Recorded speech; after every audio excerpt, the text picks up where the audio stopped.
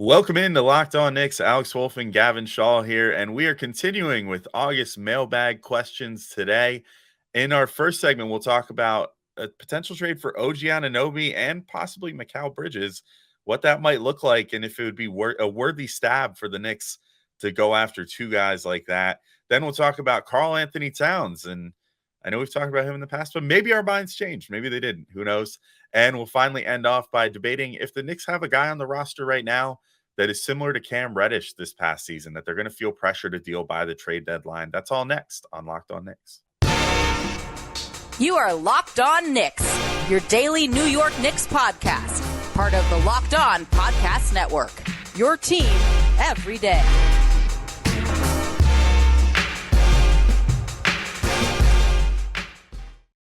All right, welcome in to Locked On Knicks, and this episode is brought to you by FanDuel Sportsbook, official sportsbook of Locked On. Make every moment more. Visit FanDuel.com/Locked On today to get started. And we want to thank you guys for making Locked On Knicks your first listen today and every day, whether you're checking us out on your favorite podcast platform or taking in the sights and sounds on YouTube. We appreciate you making us a part of your daily routine. Make sure to hit that notification bell on YouTube or the auto download function on your favorite podcast app so you never miss an episode, because we still are here for you guys even during the off season, 4 to 5 days a week. So, lots of stuff to keep up with. But also, if you want to keep up with us even more, you can check us out on Subtext. It's a really easy platform where you can literally just text message us from your phone if you want to keep the conversation going. Hit the link in the description if you want to learn more. I'm Alex Wolf. I'm editor-in-chief of Knicks site, The Strickland, which you can find at strick.land. And he's Gavin Shaw, your favorite play-by-play broadcaster's favorite play-by-play broadcaster. And we are continuing through our mailbag questions here, Gavin. And this first one's a bit of a doozy. This is a two-tweeter. This is one that needed to be formatted into two separate tweets. Comes from buy low, sell high at swing_trade55 on Twitter. Certainly an apt username here, swing trade 55, because they're looking to swing a big trade with this mailbag question. Swing trade 55. Yeah, swing trades. Buy low, sell high wants to know, hi Gavin, what am I, chopped liver, I guess, whatever. Can we assume Leon has a clue if OG Anunoby would like to come to the Knicks and sign an extension with us now that he is a CAA member, and whether or not to trade for him this season or wait for him to be a free agent and do a sign and trade? I think our built-up assets should be used for OG Anunoby and overpay for Mikal Bridges. Then you end up with a lineup of Mitchell Robinson, OG Anunoby, Mikal Bridges, Quentin Grimes, Jalen Brunson, with Josh Hart, Dante DiVincenzo, Isaiah Hartenstein off the bench, is a championship team and no superstar salaries. RJ Randall and sadly IQ would be gone in trades with 3 or 4 number 1 draft picks. So Gavin, there's a lot to unpack there. First off, how we feel about that potential roster, but then secondly, if a deal would even be able to be struck. Like, how do you feel about, I guess, the fit first? Yeah, let's talk about that. I think there are pros and cons there. I think it would be an incredibly good regular season team, like 60+ win regular season team, which I don't think the Knicks have ever done in their history. So that's a pretty good reason to try and make this happen somehow, some way right off the bat. Like the combination of Grimes, Bridges, Anunoby, Mitchell Robinson, that's the best defense in basketball. I don't think it's particularly close. You have 4 guys who in any given year could be in contention for an all-defense team. OG, top 5 defender in the league. Bridges, I think, is like a top 10 defender in the league. I honestly think Grimes could get there. I think Mitch, at his best, isn't far out of that conversation. Incredible defensive team. And then offensively, we saw what Jalen Brunson did in, again, what was at times a clogged toilet offense, even in the playoffs when Tibbs was insistent on like, hey, let's just make his life as difficult as possible, right? Let's just make sure no one can shoot around Jalen Brunson. All of a sudden you have Grimes, 40% three-point shooter on volume. OG, high 30% three-point shooter on volume. Mikal, 40% three-point shooter on volume. And yeah, Mitchell Robinson. But that is ideal spacing offensively. The thing you're counting on, I think to the nth degree, is that Mikal Bridges has another level in him, because we saw him struggle a little bit as the number 1 option for the first time in his career in the playoffs against the 76ers. He's had great moments in his time on the Suns in the playoffs. They also didn't get out of the second round 2 years in a row. Only 1 year he was on the team, but like he was kind of the clear-cut second guy in that Mavs series. And sure, there was other stuff going on there, but they couldn't get out of the second round. He is going to be 27 years old at the start of the season. There's room for growth. He's not 22 though. Like I don't think there is a perennial all-star turn there. I think he is an exceptional two-way player. I think if he's the 3rd best guy in your team, you're in business. I think if he's the second best guy on your team and your first guy is a Giannis or a Luka, you can absolutely win a title that way. With Brunson, even with a great roster around them, that might fall a little bit short. The bigger issue here, Alex, is the teams that have these two guys, OG and Mikal, really, really value them. Is it even feasible that the Knicks would have a shot at either of them? Yeah, I don't think so. And I'm kind of with you too. I think that team would be very good on defense, and during the regular season when defense isn't ratcheted up, that you might see stuff from like Mikal Bridges of like, oh, like he's self-creating or whatever, and it's viable during the regular season. But I don't know if I buy him being good enough to create that sort of space in the postseason just yet, when things are really ratcheted up. But more importantly, like both these teams. So first off, both are in division, which you pay in every sport. You pay an in division tax. Like if you're trading guys within your division, there's going to be other than, I guess, well, I don't know. I guess depending on how you feel about the Harden trade from Philly to the Nets, like, or from the Nets, That was whatever. that trade was a tax on both teams. Yeah, I guess it's sort of taxed on both, but like usually you're gonna have to pay an in division tax because the team trading the good player knows they're gonna have to see that player more often than if they trade him to like the Western Conference. You know what I mean?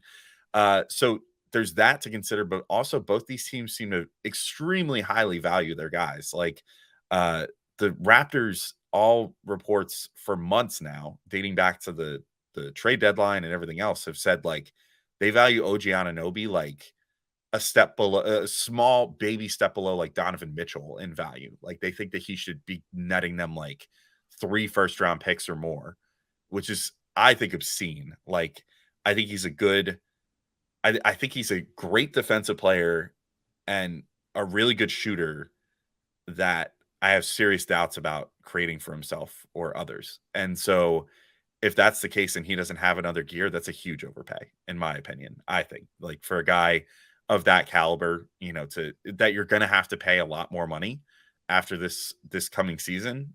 I don't think that that's a great investment. And then similar to Bridges, I think that the Nets would be looking for like probably like 4 first-round picks for him or something, like something obscene, because they're of the belief that they're potentially one piece away from contention again, which is why they are putting themselves into the Damian Lillard discussions.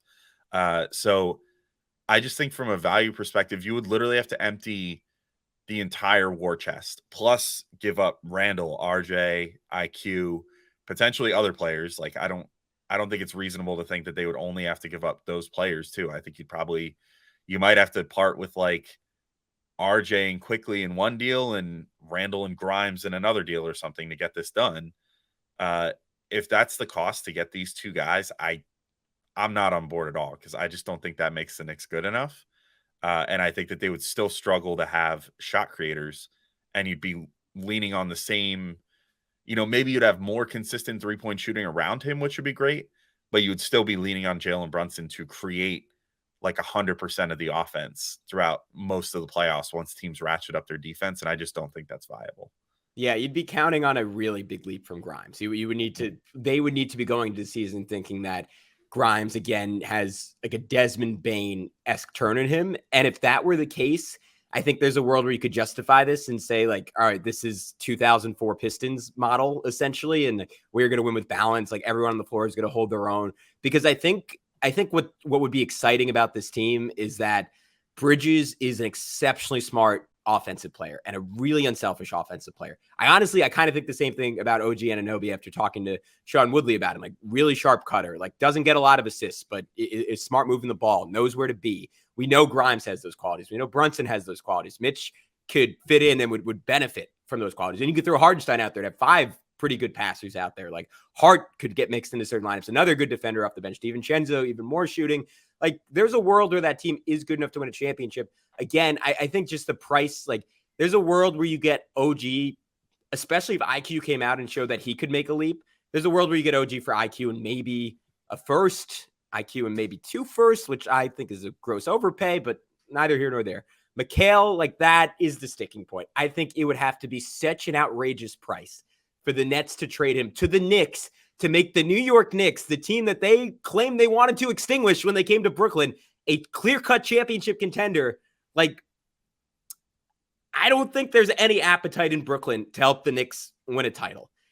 So it would take Randall, it would take RJ, and it would take, to your point, like, I don't, 4 firsts on top of that, which is like, again, there's a case to be made that Randall is the better player. I think next to Jalen Brunson, I'd rather have Bridges, but there's an argument to be made. Randall was the better player last year. Like, he was the one who made second team All-NBA out of the two. So all that is to say, if there's a world where you could pull it off and keep more assets than I'm talking about, yeah, I'd be open to it. I think that team's amazing, but I just cannot imagine the price would be anything close to reasonable. Yeah, and I just, to pay that level of a price and then have no guarantee or like near guarantee that you're going to have one of the most talented rosters in the NBA, it's not worth giving up your whole future for. In my opinion, it's not worth completely blowing all assets that you have when, like, at that point, I'd rather just be patient and wait and see if Joel Embiid or Giannis or something ass out. Like, I just don't think that I'd rather go forward with the team that I already know is a 5 seed this past year that has potential to get better and let them cook for another year than blow this amount of assets on a team that might not be more than a second round exit too. And so I think that's kind of where I'm at.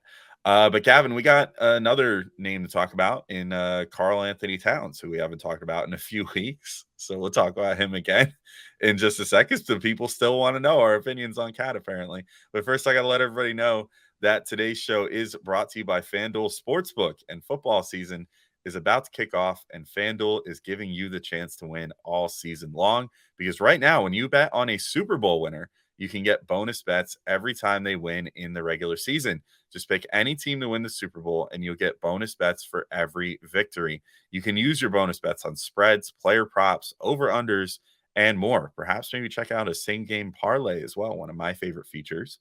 You can go, pick like Aaron Rodgers over 250 yards passing and Garrett Wilson over 100 yards receiving and 1 or more touchdown, and maybe win some money that way.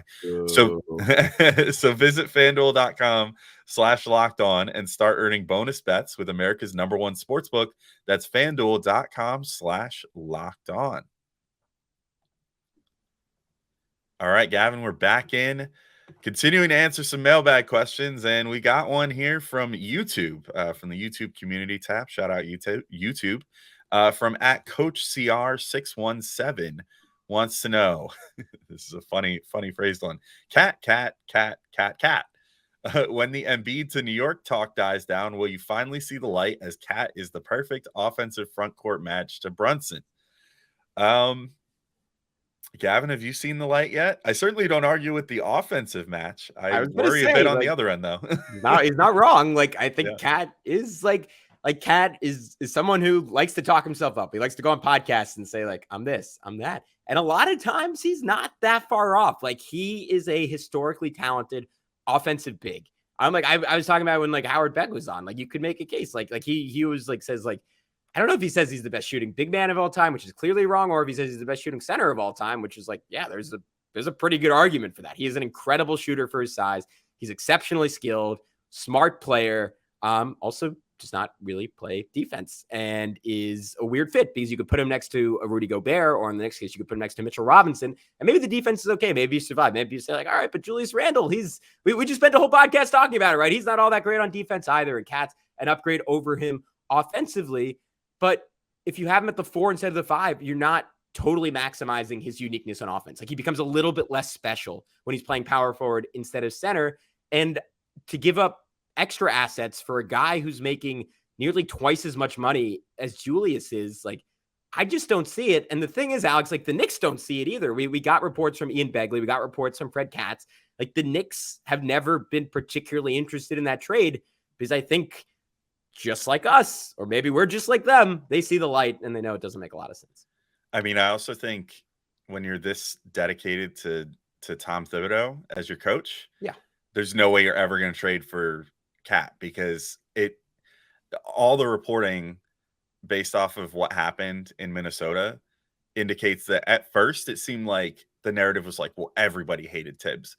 But as each individual player has been approached afterwards, it's become pretty apparent that only those two hated each other. Only Cat and Tibbs really hated each other. Like, Wiggins speaks highly of Tibbs now. Levine speaks highly of him. Jimmy Butler still does. It's like, the only person that really seemed to not get along with Tibbs was Cat. So I don't really see them ever making that move as long as Tibbs is coach, just as reason A.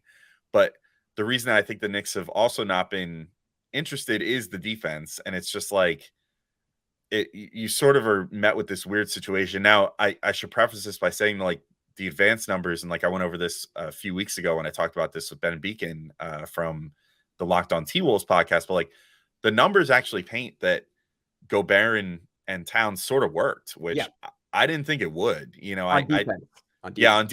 On defense. And I didn't think that it would, because I didn't think that Cat would be able to hold his own on the perimeter, like guarding more perimeter oriented fours.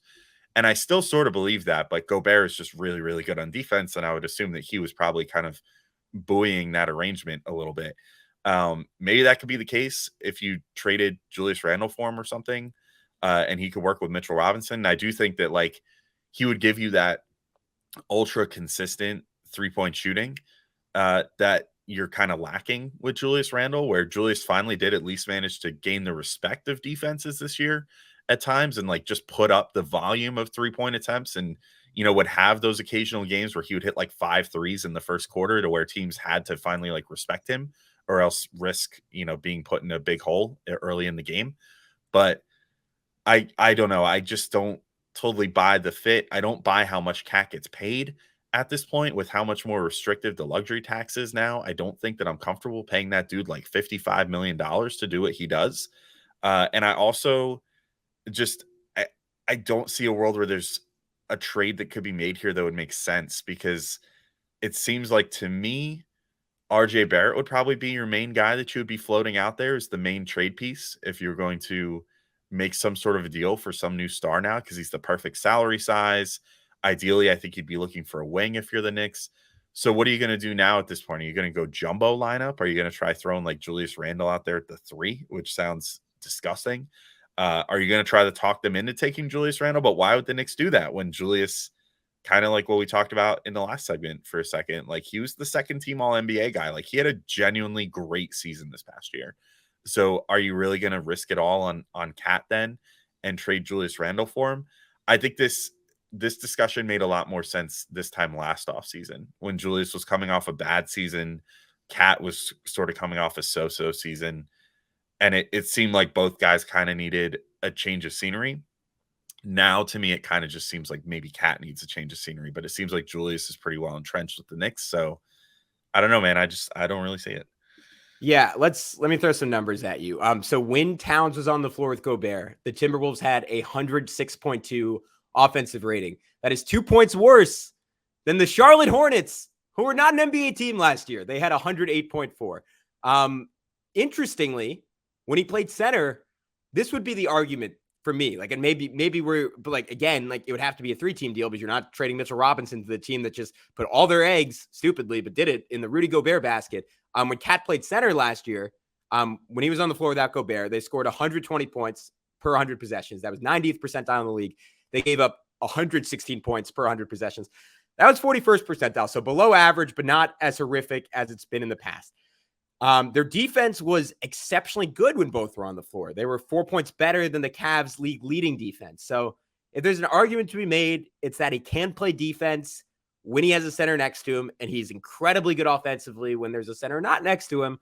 But again, if you're the Knicks, like neither of those things are easy to facilitate, and he just does not have the playoff track record. Like if we were talking about a guy who is just going into every postseason and saying like, oh, they lose, but like it's kind of like Luka. He scores 30 points every single time, and he puts the fear of God into the other team. That's not Cat. Not that guy. Has not been that guy. And he's super injury prone. Last 4 years, 35 games, 50 games, 74 games, 29 games. All that screams, no, thank you. Yeah, I feel the same way. My stance has not changed on potentially trading for Cat. Great offensive talent, not to me a fantastic all-world NBA player. Certainly not one that I think is worth the supermax contract that he's getting paid. And I think that's probably the biggest sticking point to me, is that even if you were able to facilitate a Julius for Cat trade or something like that, Cat is not worth twice the salary that Julius Randle is, period. And that's just not going to change anytime soon, because Cat's locked into this deal for a long time. So that's a hard pass for me. But we'll wait. Maybe this time next month we'll get that same question again and we'll answer it again and we'll take our temp again. But for now, nothing's changed in my mind as far as how I would feel about potentially getting Karl-Anthony Towns. But we're going to talk in a sec about something a little different, something maybe a little more depressing, about potentially having to move a player a la how the Knicks moved Cam Reddish this past season, just because it seems like it's time for them to move on. We could probably say Obi Toppin counts in this category as well. So we're going to talk about if there's anyone coming up at the deadline this year that would make that sort of sense or not next.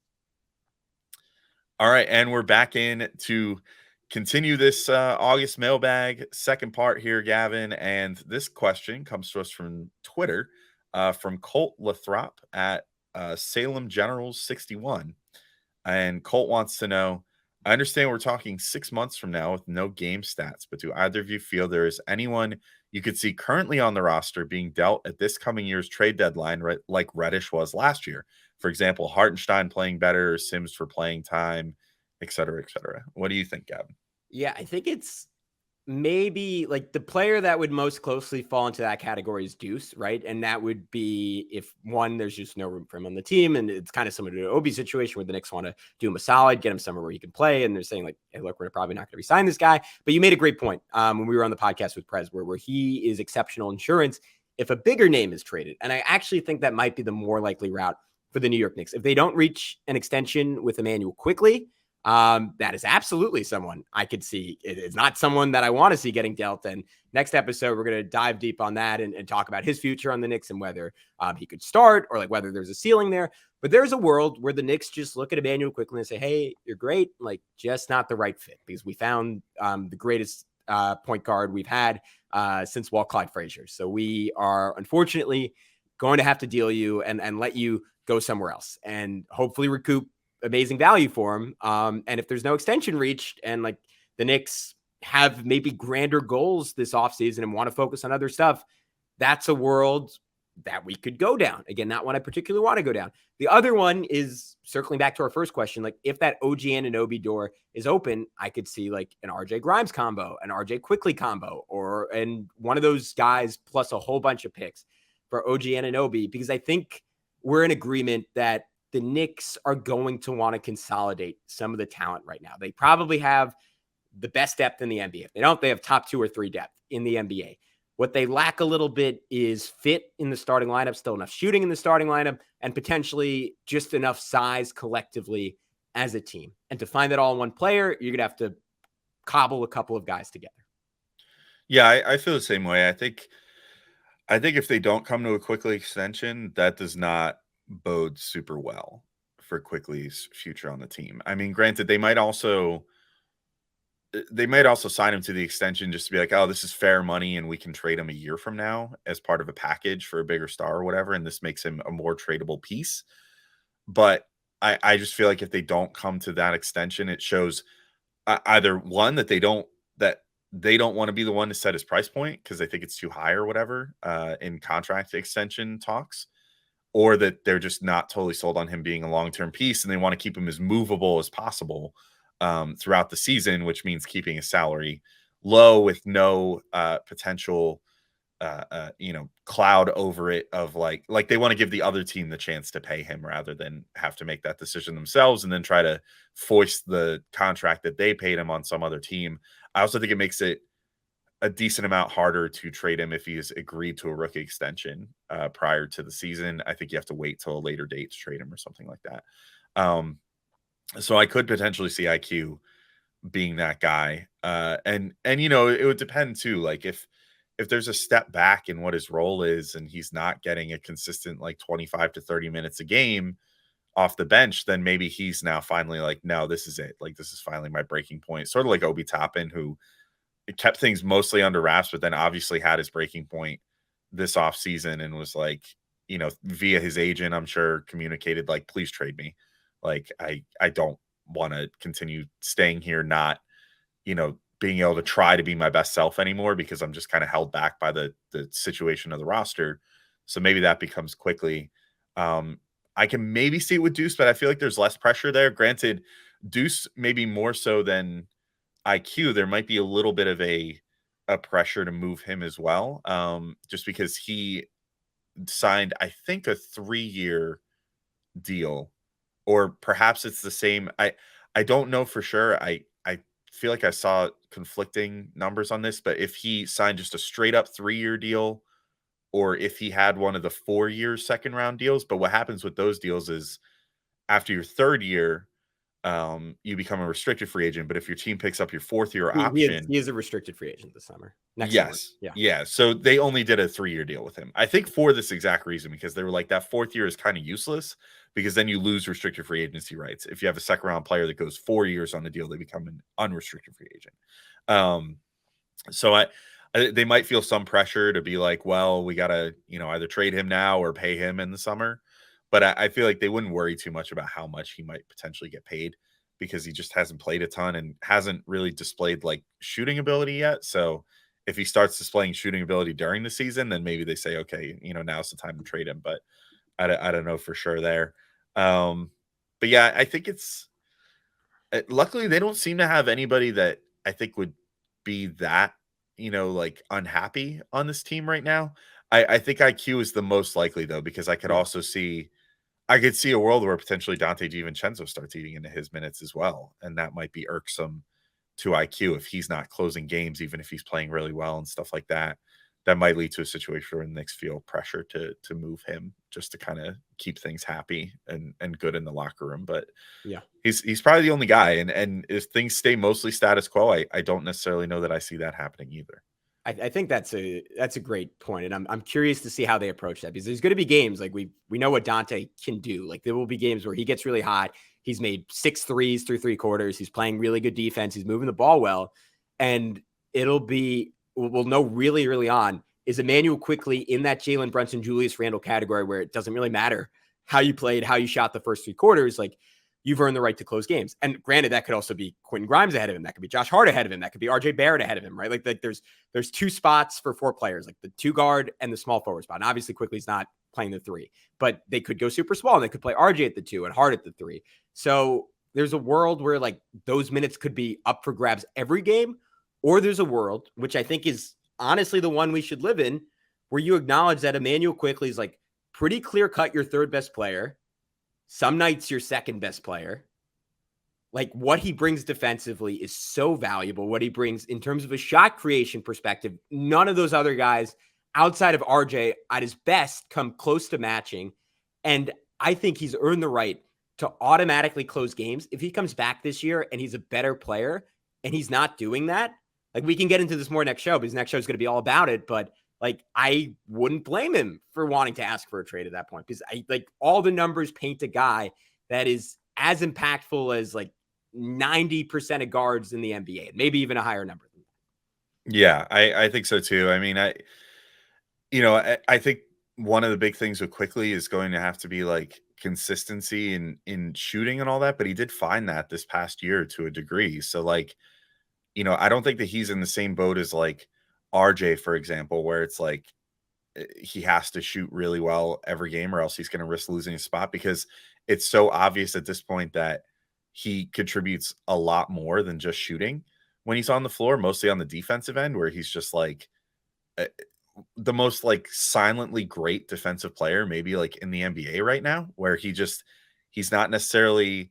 generating huge counting stat numbers anywhere. And you don't necessarily look at him and think like, oh, this dude is like, like, oh, you're stuck on Quickley Island, like this guy's locking you up kind of thing. And yet, like, which is sort of what you could say about like Quentin Grimes, but when he's on the floor, the team is just demonstrably better on both ends because of how he moves the ball and because of how he, just plays a great team brand of defense. And so like, if that's not enough somehow, and he starts, losing ground to guys like DiVincenzo or Hart or, Grimes or whomever else, I think it will create a little bit of an awkward situation where he's going to, then be looking and being like, well, why am I playing less when I'm playing just as well as I did last year and was getting tons of minutes last year? All just because we added DiVincenzo or whatever. Like, that's not fair to me, that you guys decide to add a player at roughly the same position that I'm allowed to occupy here. So now I want out. But again, we've got that to talk about in the next show as well. So I think we could probably wrap up today's show. But teaser, if you want to hear more Quickly discussion in our next episode, we're going to be talking about Emmanuel Quickly even more, and talking about if he could potentially find a place to start with the Knicks, or if they should entertain trading him if he can't find an increase in role. So that's all coming up on next episode. But for today, thank you all for listening, and we'll talk to you guys all soon. Peace out, everybody.